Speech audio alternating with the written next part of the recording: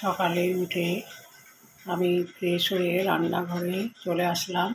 এসে নিজের জন্য এক কাপ চা করে নিলাম। এইদিকে আমি ভাতটাও বসিয়ে দিয়েছি। তারপরে আমি কি রান্না করব সেটা তোমাদেরকে দেখাবো।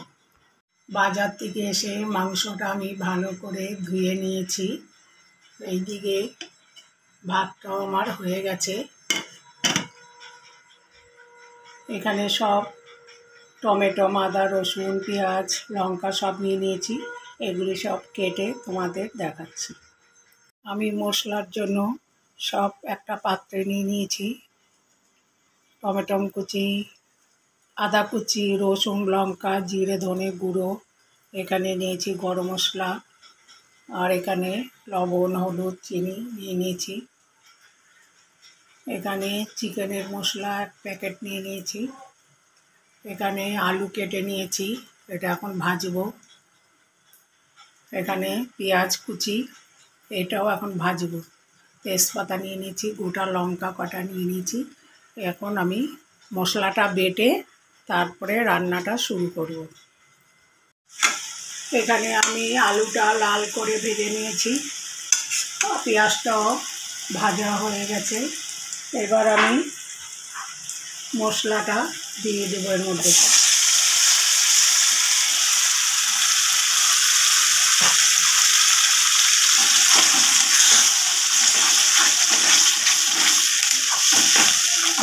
এর মধ্যে আমি পরিমাণ মতন লবণ, হলুদ দিয়ে দিচ্ছি।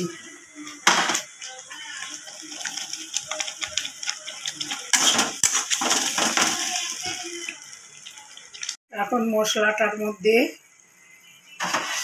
একটু কালার যাতে হয় একটু চিনি দিয়ে দিচ্ছি। কালারের জন্য চিনি দিয়ে দিলাম। এবার আমি চিকেন মশলাটাও দিয়ে দিচ্ছি।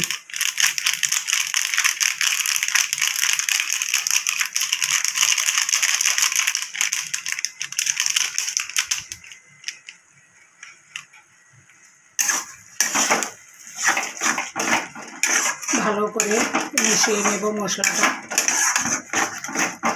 এর মধ্যে আমি গোটা লঙ্কা দিয়ে দেব,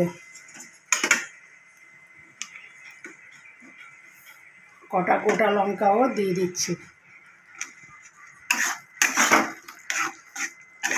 এবার আমি মশলাটা ভালো করে ভেজে নেব।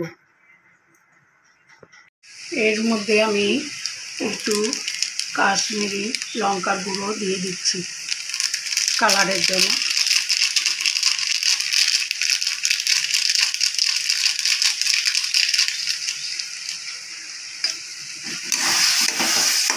মশলাটা ভালো করে আর একটু কষিয়ে নেব।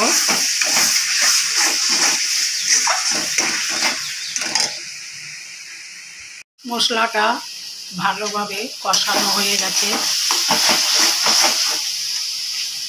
এবার আমি চিকেনগুলি এর মধ্যে দিয়ে দেব।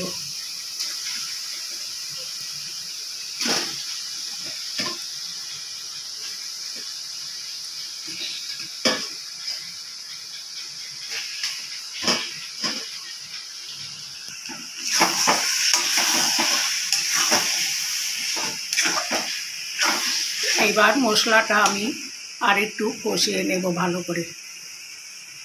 মাংসটা কষানো হয়ে গেছে। এবার আমি ভাজা আলুগুলি এর মধ্যে দিয়ে দিচ্ছি। এবার আর একটু ভালো করে কষিয়ে নেব।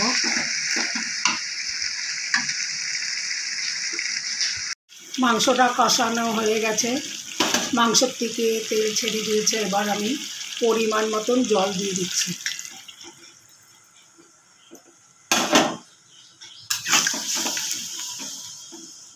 এবার মাংস আলুটা ভালো করে সিদ্ধ হবে। এখন আমি এর মধ্যে গরম মশলার গুঁড়ো দিয়ে দিচ্ছি।